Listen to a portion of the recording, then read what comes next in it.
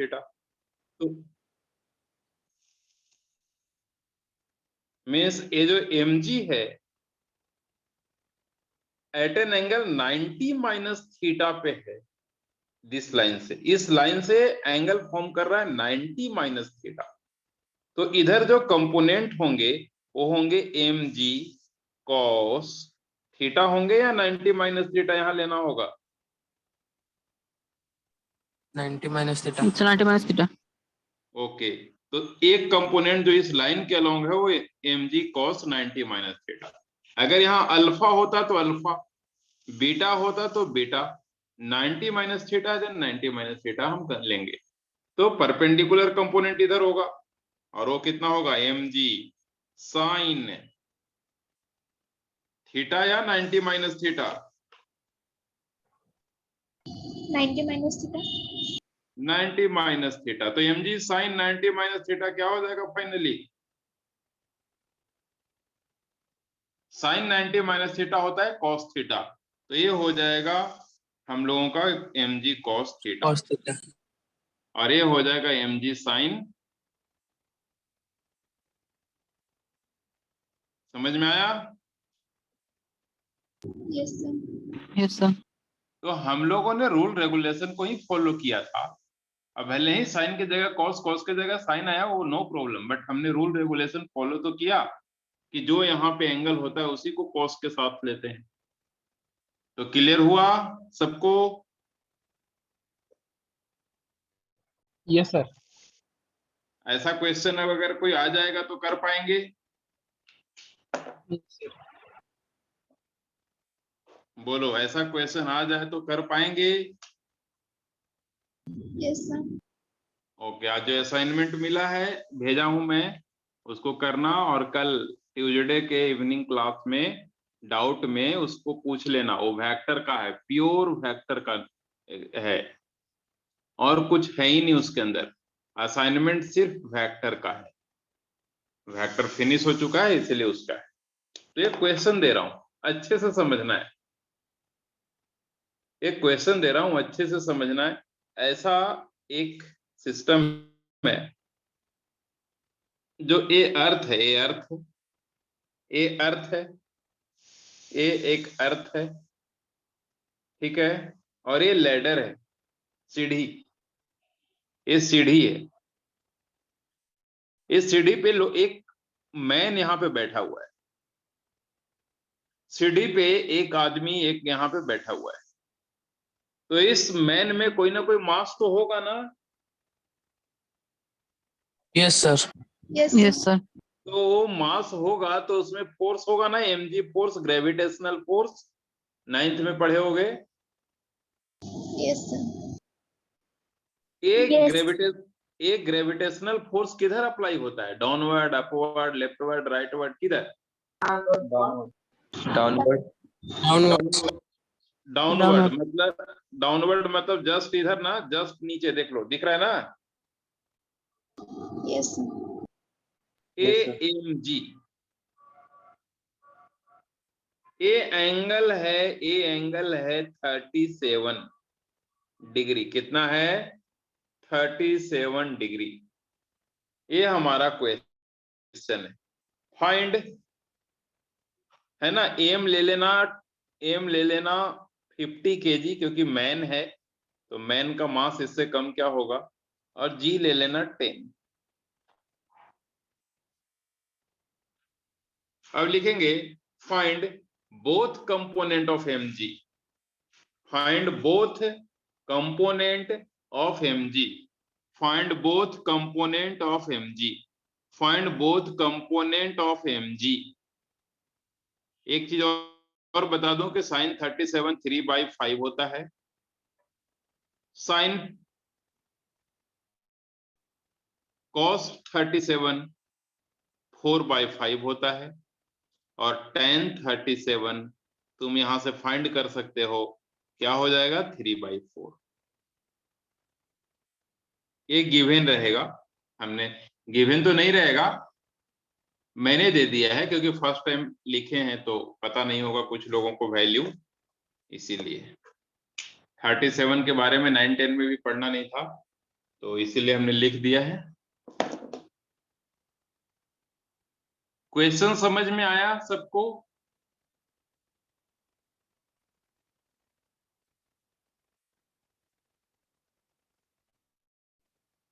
Question समझ में आया है सबको?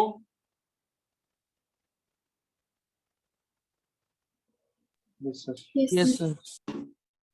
ओके, किसी को डाउट है अगर क्वेश्चन में तो पूछ लो, कि क्वेश्चन नहीं समझ में आया तो बोल देना, वापस रिपीट कर देंगे।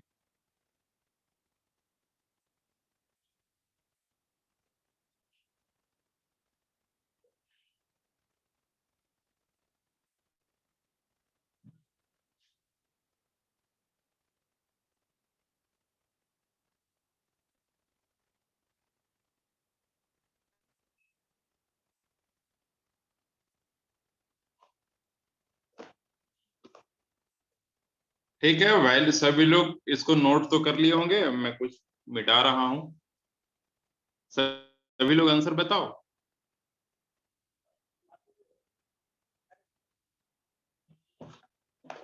बैठना नहीं है, आंसर बताना है। गलत हो सही हो मैटर नहीं है, आंसर बताओ।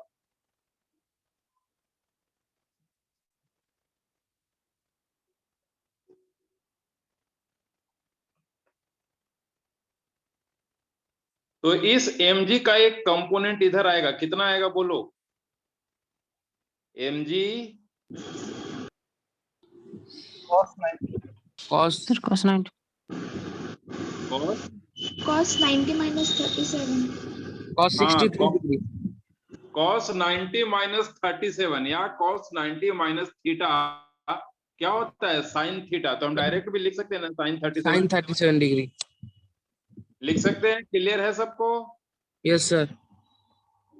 अरे तुम लोग बोले कि लिखना होगा mg cos 90 माइनस 37, तो mg और cos 90 minus theta is sine theta. Clear है? अभी अभी हमने सिखाया है। Yes, sir. तो डायरेक्ट ही लिख लिया करो। अब ये एंगल अगर दे रखा है तो ये साइन होगा, और इधर का कंपोनेंट किधर हो, कितना होगा? mg साइन नहीं, mg cos 37। रूल रेगुलेशन से होना चाहिए था mg sine 90 minus 37, but sine 90 minus 37 होता है cos 37। क्लियर हुआ? Yes, sir. Yes, sir. m 50 दे रखा है, g 10 लेने को मैंने बोला है, साइन 37 3/5 होता है। तो यहां से पता चल गया ये 300 है ना?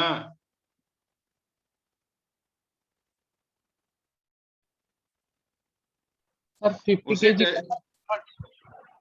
क्या? Sir, 50 kg we should convert to gram. क्यों? Or क्यों कन्वर्ट करेंगे ग्राम में? क्योंकि सारा ऐसा यूनिट में हम लेते हैं, तो मास का ऐसा यूनिट तो केजी है, तो केजी को हम फिर ग्राम में क्यों बदलेंगे? ग्राम होता तो केजी में बदलना पड़ता, बट अगर सारा एसआई में है तो कोई प्रॉब्लम नहीं। क्लियर है? ये जी का मतलब ग्राम थोड़ी है, ये जी का मतलब तो 9.8 और 10 मीटर पर सेकंड स्क्वायर है। Acceleration due to gravity. हाँ, तो हम यहाँ पर मास को ग्राम में क्यों बदलेंगे? अगर कुछ क्वांटिटी एसआई में है, कोई क्वांटिटी दूसरे चीज में है, तब हम बदलते हैं। यहाँ तो सारा एसआई में है। ये मास का यूनिट केजी होता है एसआई यूनिट में, जी का unit metre upon second square होता है एसआई यूनिट में, तो सारे दोनों एसआई में है, तो हमें बदलने की जरूरत नहीं। समझ में आया? yes, sir. तो ये देखो, ये 400 हो गया, न्यूटन होगा ना, क्योंकि फोर्स का हम ब्रेक कर रहे हैं दो पार्ट में। mg फोर्स है, फोर्स को ब्रेक कर रहे हैं दो पार्ट में, मतलब ये दोनों फोर्स ही होंगे। नोट हो गया सबको? Yes, sir. Yes, sir. Okay.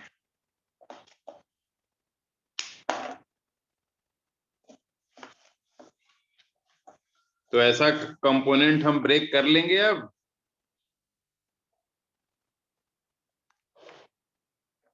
कोई दिक्कत तो नहीं?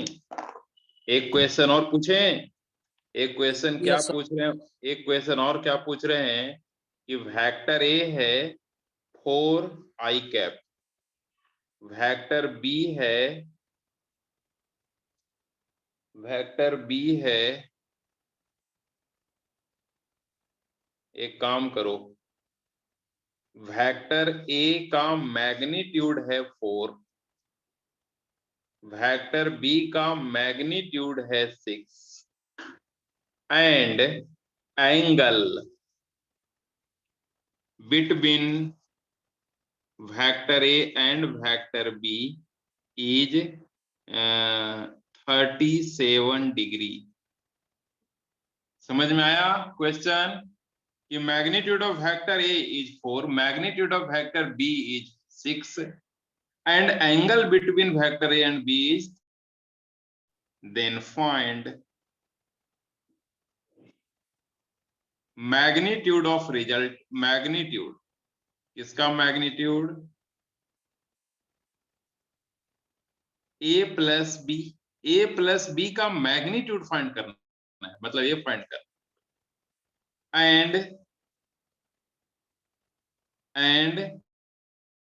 ए minus B, magnitude of A minus B and magnitude of A plus B find करना है। समझ में आया? हमें नहीं भी लिखते तो चलता, डायरेक्ट लिख देते कि find A plus B mod of a plus b and find mod of a minus b। Clear हो गया क्वेश्चन?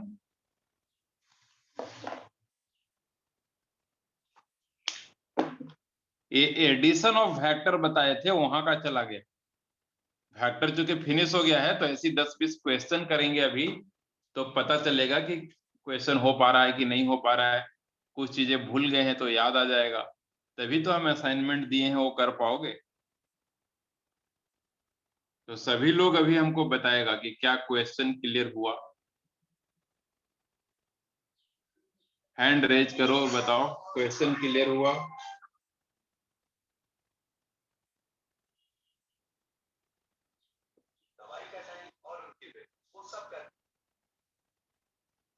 हैंड रेज करके बताना है क्या क्वेश्चन क्लियर हुआ।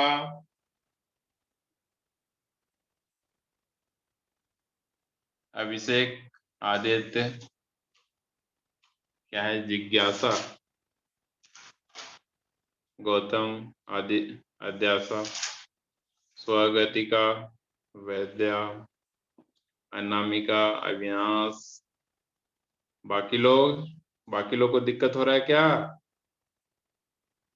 ओम प्रकाश, परेश, एकलव्य, प्रीतिश, सागर चंद्र परिड़ा, तुम लोग को क्वेश्चन दिक्कत हो रहा है क्या?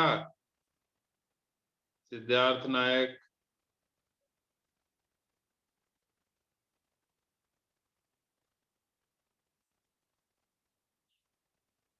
अब जितने लोगों को क्वेश्चन समझ में नहीं आया वो हैंड रेज करेंगे, बाकी लोग अपने डिलीट करो। अब वो लोग हैंड रेज करेंगे जिनको क्वेश्चन समझ में नहीं आया।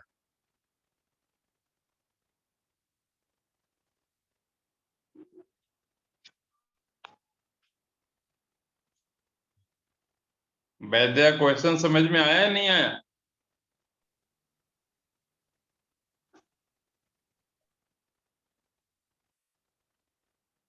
वैद्य, क्वेश्चन समझ में आया या नहीं?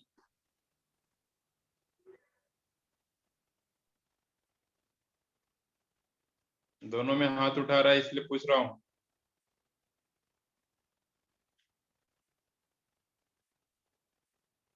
क्वेश्चन क्या कहता है कि दो वेक्टर हैं, किस डायरेक्शन में है ये गिवन नहीं है।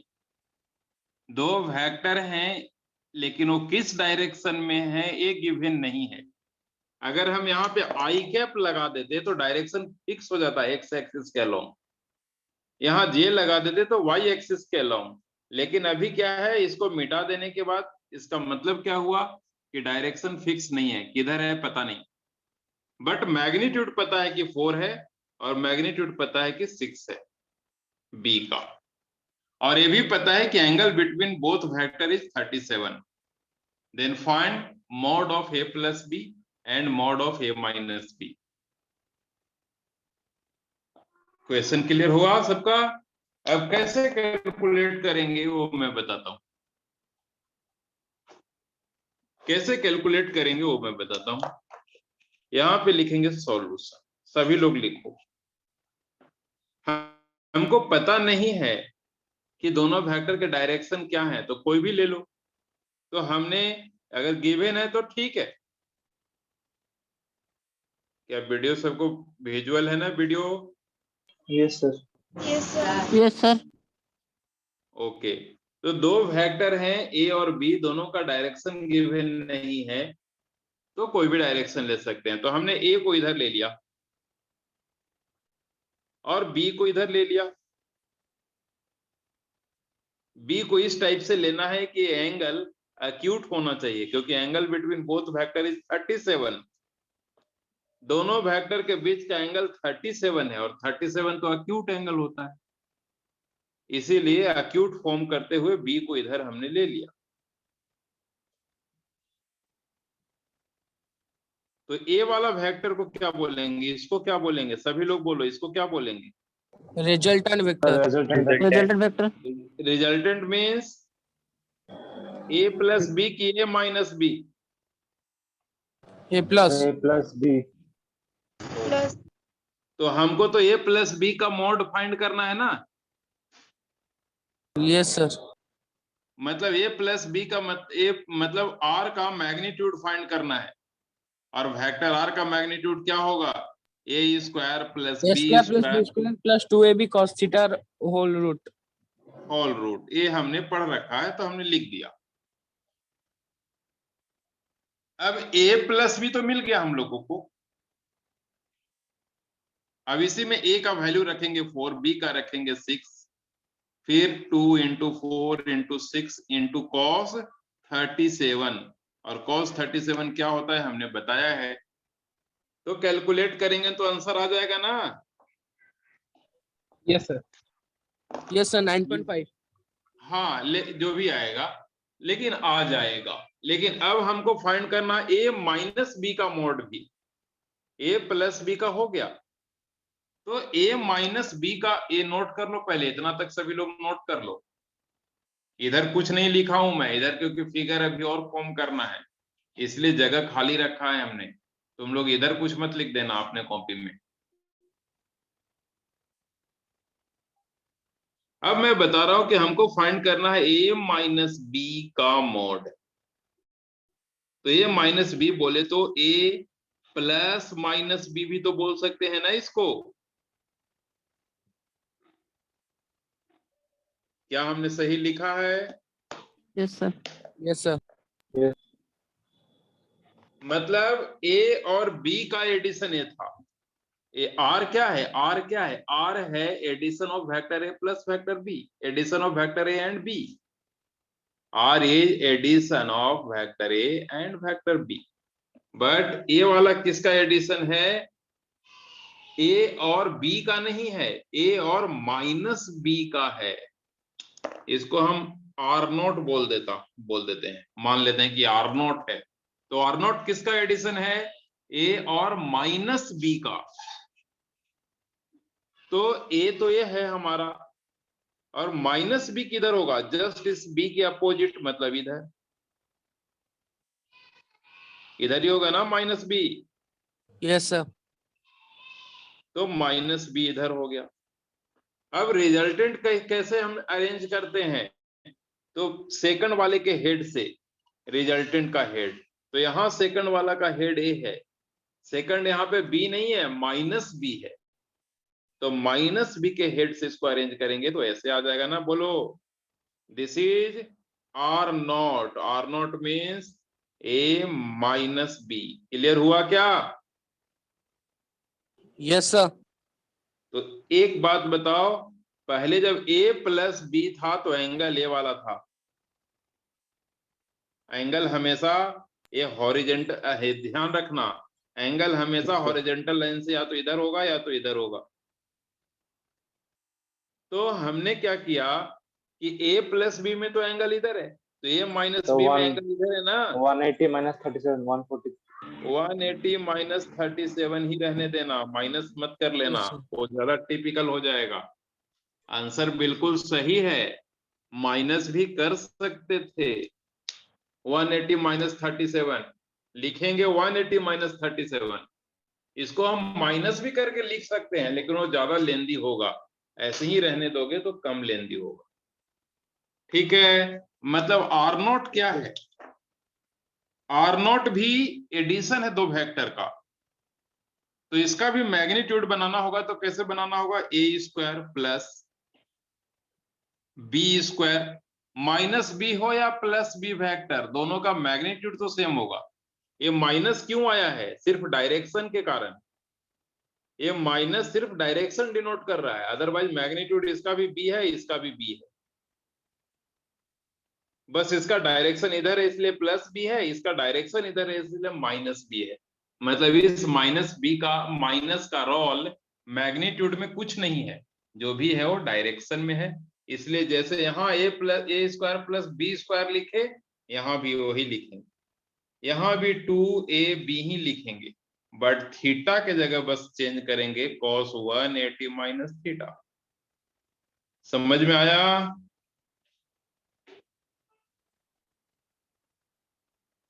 क्लियर है? yes sir Yes.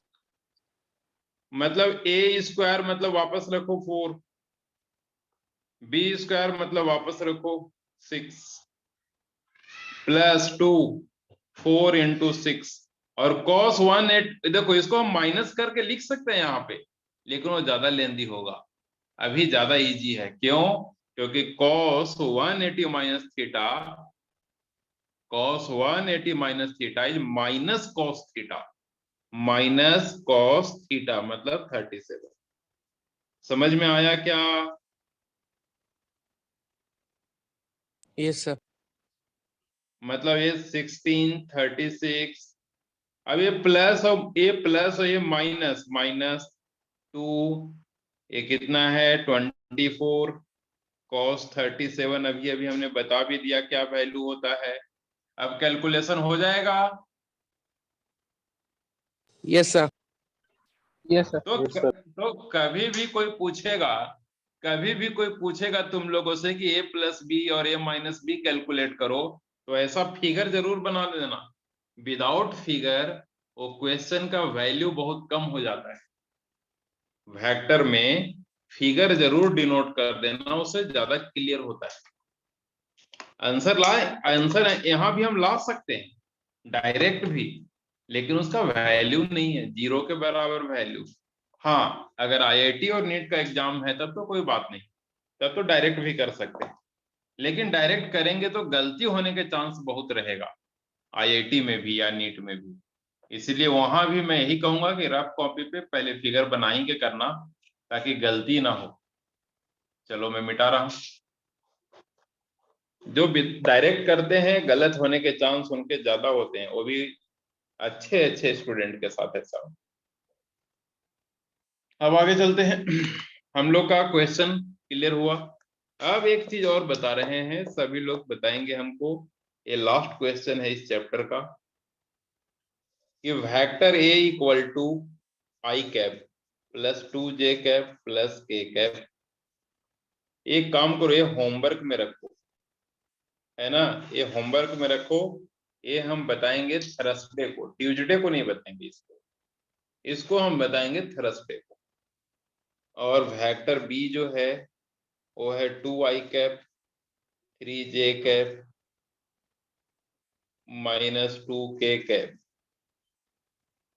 फाइंड क्या करना है, सब लोग नोट कर रहे हैं ना, दिख रहा है ना? Yes, sir. Yes, sir. yes Yes, sir.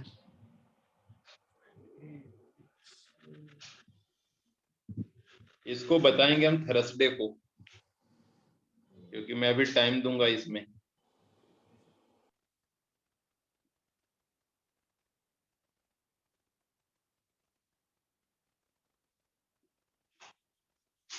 यहाँ है vector A plus vector B, और यहाँ क्या है, vector A plus vector B का मैग्नीट्यूड।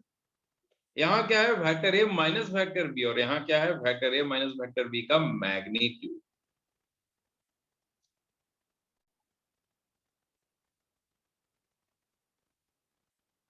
यहाँ मैं क्या बोल रहा हूं, वेक्टर ए का मैग्नीट्यूड। यहाँ पे हम क्या बोल रहे हैं, एक असाइनमेंट भी दिए हैं, वो भी करना है, लेकिन उसको हम कल डिस्कस करेंगे।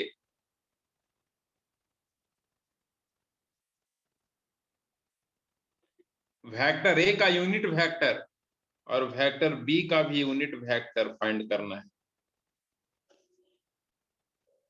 और 9 में ए डॉट बी और 10 में ए क्रॉस बी। समझ में आया? पूरा चैप्टर हमने कवर कर दिया जो पढ़ाया था। तुम लोगों को आइडिया होगा तो देखे होगे, सब कुछ इसमें लगभग आ गया है ना, मैक्सिमम चीजें आ गया इस। Yes, sir. तो एक क्वेश्चन नहीं है, एक क्वेश्चन है 10। मतलब ये एक ऐसा क्वेश्चन है जो पूरे चैप्टर को टच कर रहा है, वेक्टर के पूरे चैप्टर को टच कर रहा है। तो ये एक क्वेश्चन नहीं है, समझना, ये 10 क्वेश्चन है। आराम से अच्छे से करना, गलती मत होने देना। बेसिक क्वेश्चन है, क्वेश्चन हार्ड नहीं है, क्वेश्चन इजी है, लेकिन टॉपिक सब टच कर रहा है, थ्योरी को क्लियर कर देगा। तो ये हम लोग नोट कर लेंगे, ये होमवर्क है। ये बात, इसका डिस्कशन हम थर्सडे को करेंगे, अभी नहीं, ट्यूसडे को नहीं। नोट हो गया?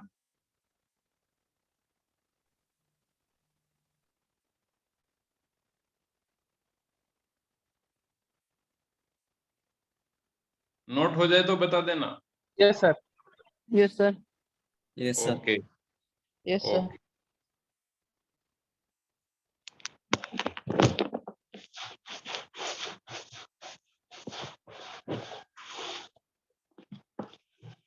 नेक्स्ट नेक्स्ट हमारा क्या है,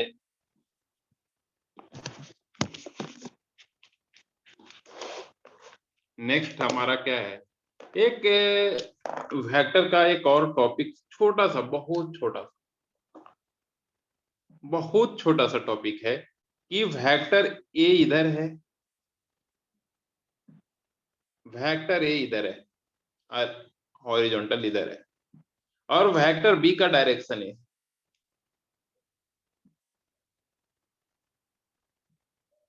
क्लियर है ना सबको?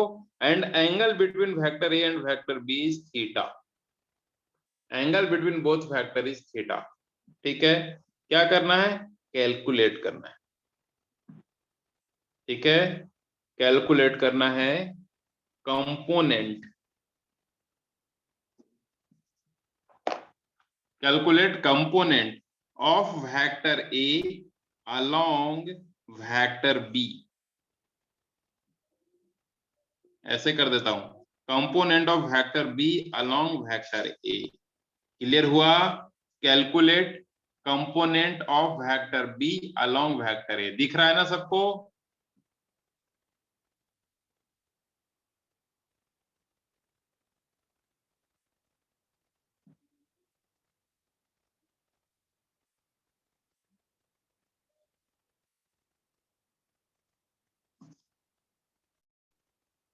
चलो, ये क्वेश्चन हमने दिया, क्वेश्चन है, टॉपिक है, ये थ्योरेटिकल टॉपिक है, बट एक क्वेश्चन के थ्रू क्लियर हो जाएगा। दो वेक्टर हैं, दोनों का टेल एक दूसरे से कोइंसाइड कर रहा है, और दोनों वेक्टर के बीच का एंगल है थीटा। अब करना क्या है, कंपोनेंट फाइंड करना है। किसका कंपोनेंट फाइंड करना है? वेक्टर बी का। किधर? तो वेक्टर ए के अलोंग। समझ में आया क्या?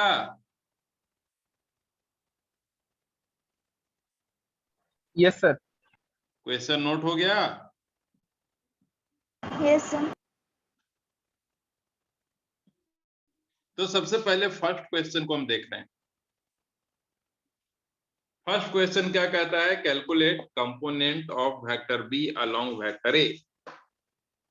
ठीक है, हम इसी को कैलकुलेट कर रहे हैं।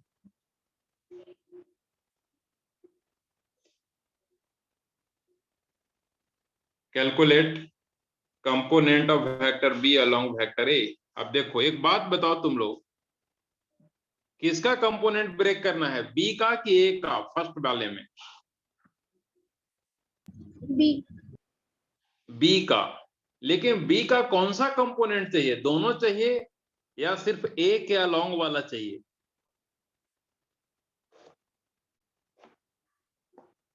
ओनली अलोंग वेक्टर ए वाला चाहिए ना? वेक्टर बी का कंपोनेंट फाइंड करने को क्वेश्चन कह रहा है, लेकिन किधर वाला?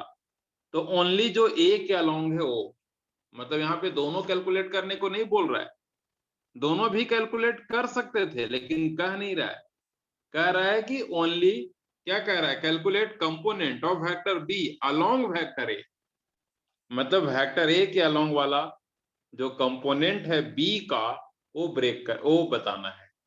तो बताना वेक्टर बी ए से थीटा फॉर्म कर रहा है क्या?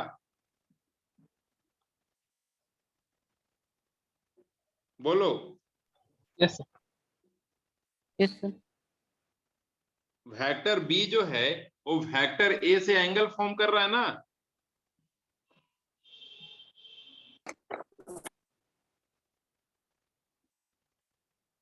वेक्टर बी जो है वेक्टर ए से एंगल फॉर्म कर रहा है, मतलब इस लाइन से, वेक्टर ए वाले लाइन से एंगल फॉर्म कर रहा है, इसीलिए इसका ये कंपोनेंट कौन सा हो जाएगा, बी कॉस थीटा। बी का कौन सा component, B cos theta. Clear हुआ?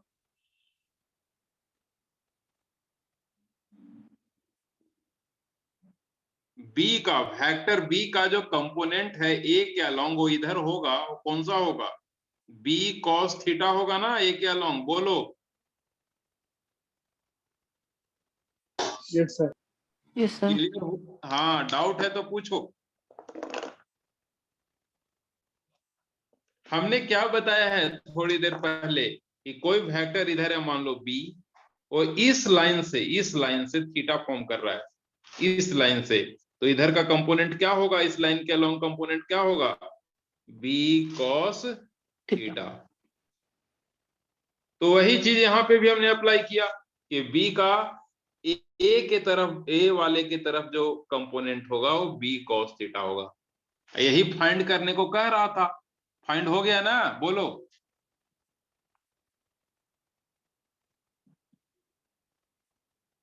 कैलकुलेट हुआ या नहीं?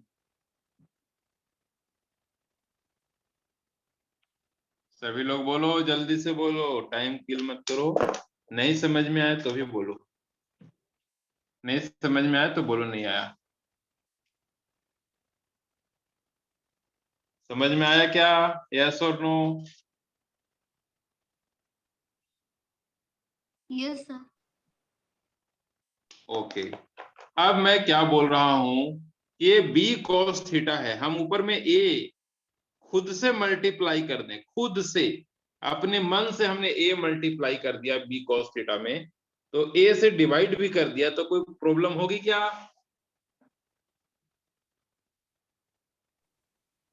कोई प्रॉब्लम होगी क्या? सेम क्वांटिटी से मल्टीप्लाई डिवाइड करेंगे तो कोई प्रॉब्लम नहीं। अब बताना ए बी कॉस थीटा को क्या लिख सकते हो, ए डॉट,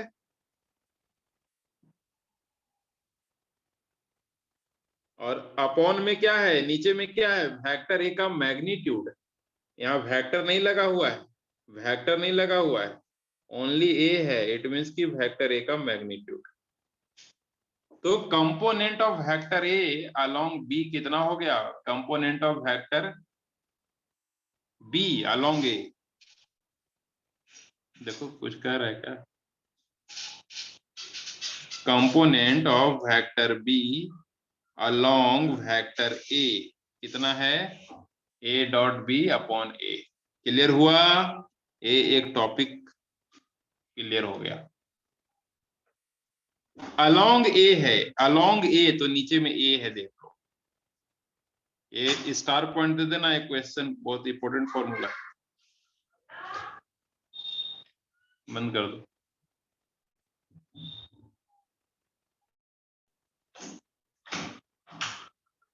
क्लियर हुआ? Sir. हाँ, Can you please explain once again? सबसे पहले क्वेश्चन को समझो, क्वेश्चन को 4 बार पढ़ो जो हमने लिखा है। पहले जो क्वेश्चन पढ़ेंगे तभी क्लियर होगा। क्वेश्चन को पढ़ो कि क्वेश्चन क्या कह रहा है।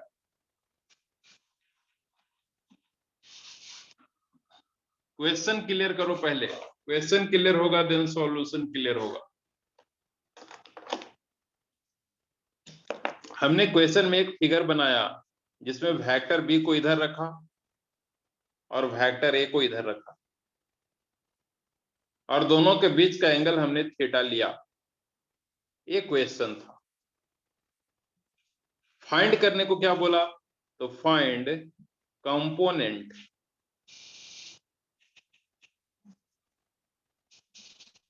जिसने क्वेश्चन नहीं लिखे हैं लिख लेना कि find component of vector B.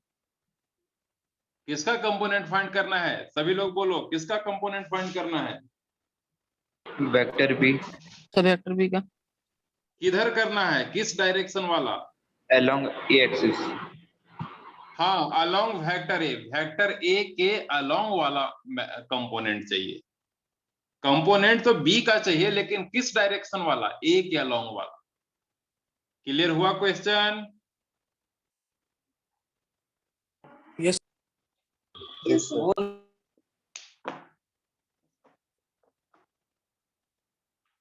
हाँ, कुछ बोल रहे हो तो बोलो।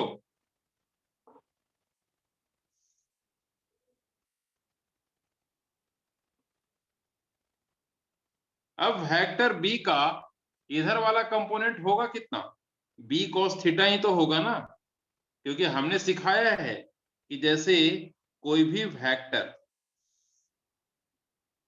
जिस लाइन से थीटा फॉर्म करेगा उधर आएगा cos। क्लियर हुआ? Yes sir. तो ए वाला वेक्टर मतलब vector B angle theta form कर रहा है इस लाइन से, तो कंपोनेंट क्या होगा, बी cos थीटा।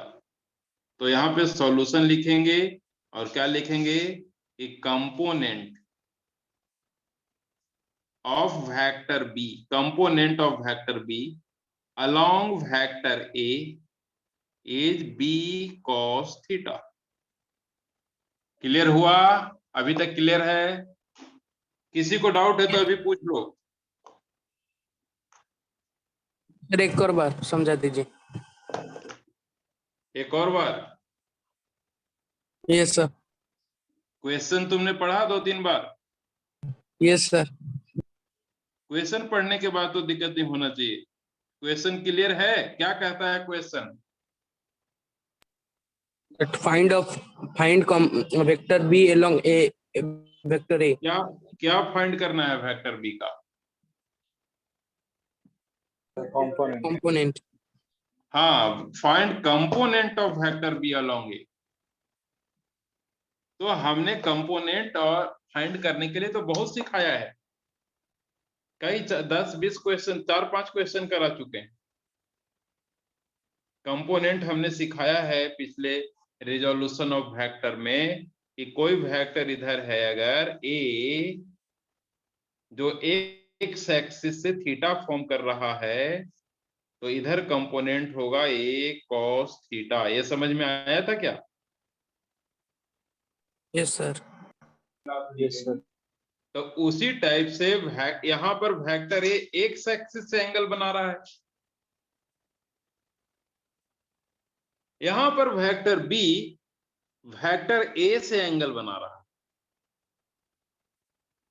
तो वेक्टर बी का इधर वाला कंपोनेंट तो बी ही cos थीटा होगा ना। जैसे कि वेक्टर ए का इस लाइन के अलोंग ए cos थीटा है तो वेक्टर बी का भी इस लाइन के along B cos theta cos होगा। थीटा। तो वही तो हमने लिखा है, वही तो हमने लिखा है कि कंपोनेंट, वही हमने लिखा कि component of vector B along vector A is B cos theta. अब क्लियर हुआ या नहीं हुआ? Yes sir clear. अब हमने अपने मन से क्या किया, ए से मल्टीप्लाई कर दिया, तो अपने मन से किया है तो डिवाइड भी करना पड़ेगा ना। फिर सेम क्वांटिटी से मल्टीप्लाई और डिवाइड कर दें तो कोई चेंज होता है क्या? No sir. चलो, ऐसा हमने क्यों किया? क्योंकि हम इसको A dot A B cos theta था तो ए डॉट बी लिखने के लिए ऐसा किया। और नीचे में ए है कि वेक्टर ए है? ए ए है मीन्स कि मैग्नीट्यूड है ना। Yes sir. तो component of vector B along vector A कितना आ गया? Component of B along vector A कितना आ गया? A dot B vector A dot vector B upon A. Note कर लो इसको, नोट कर Yes, लिए? Yes sir. तो जरा एक और क्वेश्चन फाइंड करो। लिखेंगे in previous question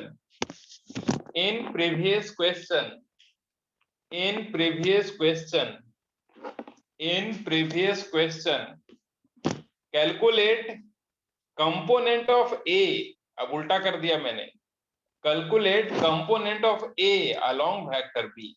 calculate component of vector A along vector B. Calculate component of vector A along vector B. Question को उल्टा कर दिया हमने, पहले बी का कंपोनेंट चाहिए था ए के अलोंग, अब ए का कंपोनेंट चाहिए बी के अलोंग। और ये तुम लोग सभी करके दिखाओ।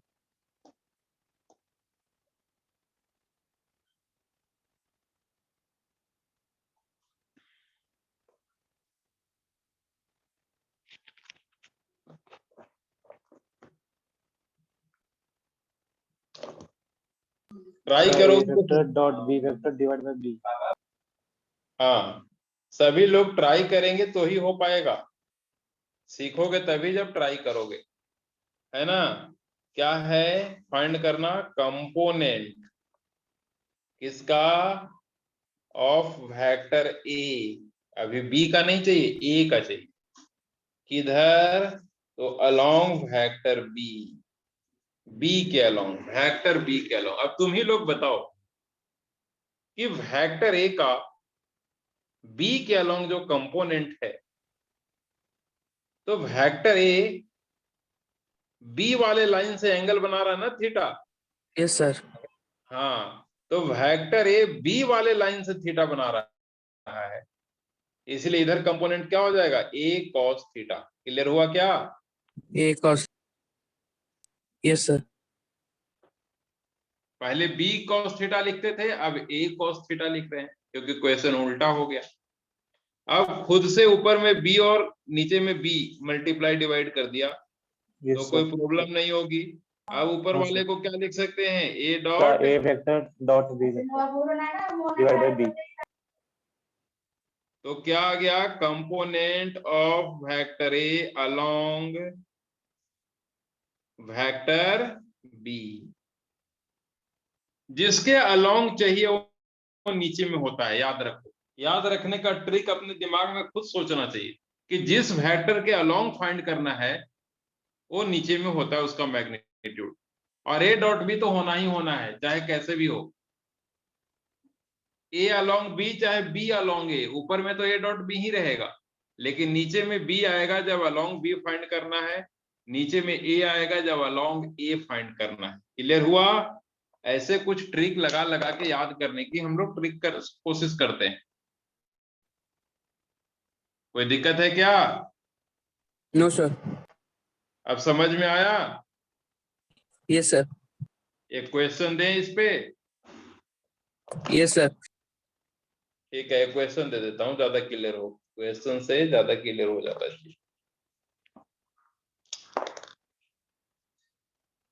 क्वेश्चन क्या है कि वेक्टर ए जो है वो है 2i cap j cap k cap, और वेक्टर बी जो है वो क्या है? आई कैप 3j कैप, ठीक है, और k कैप। लिखो कैलकुलेट, यहां तक पहले नोट कर लो सभी लोग।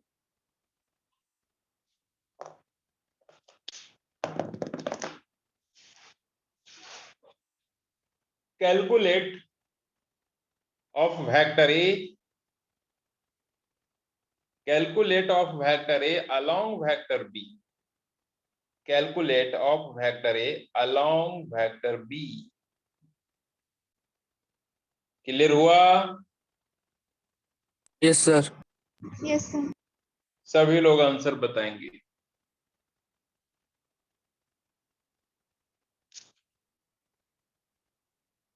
सभी लोग सीरियसली जाके असाइनमेंट करना, और ट्यूसडे को हम असाइनमेंट डिस्कस करेंगे, और सिर्फ ट्यूसडे को ही करेंगे, क्योंकि बाकी के दिन हम लोगों को आगे बढ़ाने के लिए है, और ट्यूसडे डाउट क्लियरिंग है। तो डाउट जो भी होगा, जो तुम लोग अभी तक थ्योरी में पढ़े हो उसका डाउट भी पूछ सकते हो, प्लस हमने जो असाइनमेंट दिया है उसका भी डाउट पूछ सकते हो। जितने टाइप के डाउट आ रहे हो फिजिक्स में, मेरे से पढ़े हैं उस टॉपिक में, जितने भी टाइप के प्रॉब्लम आ रहे हैं वो फिजिक्स से रिलेटेड हमसे पूछ सकते हैं कल डाउट क्लासेस। इसलिए असाइनमेंट कर ही लेना है, ज्यादा क्वेश्चन नहीं होंगे, 10-12 क्वेश्चन ही होंगे उसमें, और 10-12 क्वेश्चन तो आराम से कर सकते हैं। इसीलिए जो हमने लिखा वाला होमवर्क जो दिया यहाँ पे, वो थर्सडे को बोला है।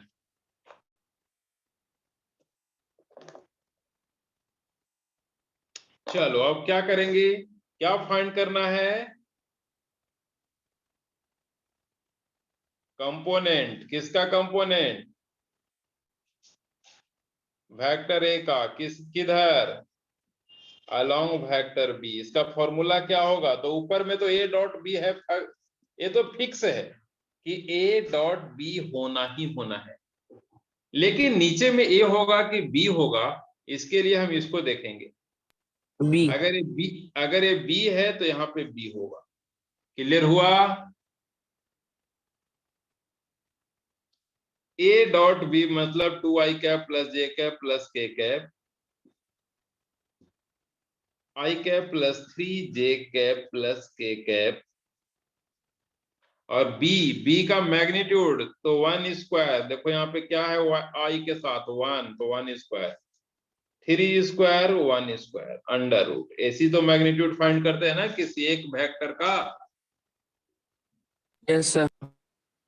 अब डॉट करेंगे तो आई वाले को आई के साथ, जे वाले को जे के साथ, और के वाले को के साथ ही करते हैं, बाकी के साथ तो 0 हो जाएगा, तो आई आई करेंगे, तो 2i dot I plus J dot 3j plus के डॉट के अपॉन 1 प्लस 9 प्लस 1, ये तो 11 हो जाएगा। अब यहां से ऊपर में क्या है 2, क्योंकि आई डॉट आई 1, ये 3 होगा, और जे डॉट जे 1 प्लस 1, और यहाँ क्या आ जाएगा अंडर रूट 11, मतलब 6/11 अंडर रूट, 6/√11। समझ में आया क्या? Yes, sir. Okay. Yes, sir. तो एक और होमवर्क लिखो ना जरा, पहले यहां तक नोट कर लो। एक और होमवर्क लिखो, थर्सडे के लिए है एक और होमवर्क। कंपोनेंट, क्वेश्चन मार्क दे देना और लिखना calculate component, calculate calculate component, calculate component, calculate component of vector B, component calculate component of vector b along vector a in the previous question, in the previous question, in the previous question। हमको क्या calculate करना है? Vector b, component of vector b along vector a। तो हो जाएगा ना ये homework?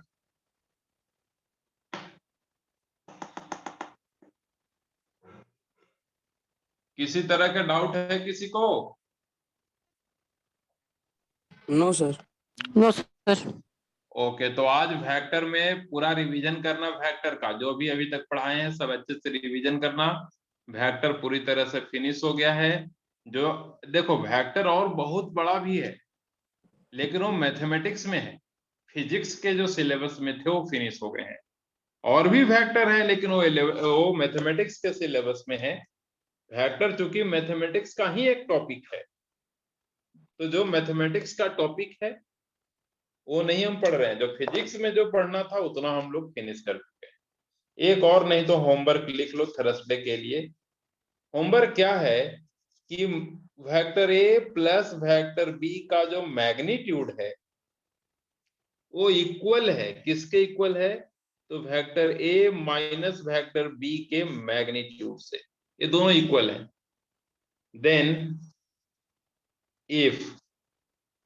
Then calculate angle between vector A and vector B. Okay,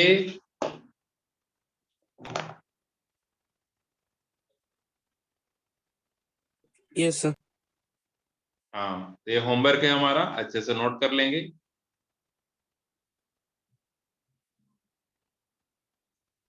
और जितने भी होमवर्क अभी हमने व्हाइट बोर्ड पे लिखा है वो थर्सडे को देखेंगे, और जो असाइनमेंट है वो हम मंडे को ट्यूसडे को देखेंगे कल। और कल हम जो टॉपिक स्टार्ट करेंगे, मतलब कि थर्सडे को जो हम टॉपिक स्टार्ट करेंगे वो होगा रिलेटिव वेलोसिटी। तो पढ़ के आना, कहीं अगर हो जाए तो 10-5 मिनट रीडिंग दे लेना, उसके बारे में थोड़ा सा आइडिया ले लेना। Yes sir. क्लियर तो, हाँ क्लियर तो मैं ही करूंगा, लेकिन उसके बारे में थोड़ा आइडिया हो जाए तो ठीक रहेगा।